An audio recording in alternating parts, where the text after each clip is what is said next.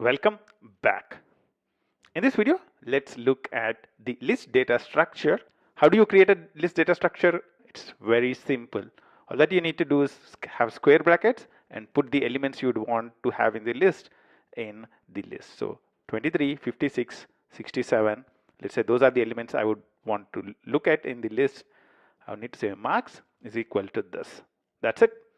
I'm able to create a list and I can do variety of operations on this list easily. So let's look at the basic things you can do. Sum of marks. You can do max of marks. You can do min of marks. You can do length of marks. All these functions are very obvious, right? This gives you how many elements are present. This is the minimum, maximum, and this is sum of all elements. If you want to add more elements, you can do marks.append, let's say 76. Now if you print marks, it has the new element 76 at the end.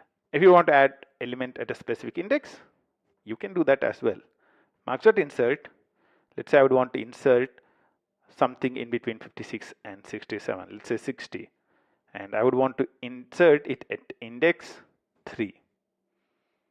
Actually index 2, because this is 0, 1, and I would want to put it at index 2. Very simple. Now if I do marks, you'd see that 60 is inserted in here. You can remove a value from marks as well. So all that you need to do is remove 60. You can also check if a specific element is in the list or not. All that you need to do is say 55 in marks, false. Is 56 in marks, true. And also you can search for a specific element. You can say marks.index of, let's say I would want to find out the index of 67. It returns index of 2. So 0, 1, and 2. Let's see what the marks content is. So 67 is 0, 1, and 2. So that's what it returns. Let's say I say marks.index of a non-existing element, 69. What does it return?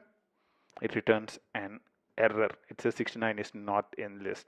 The other thing you can do is loop around the elements in the list. So you can say for mark in marks, colon, print mark.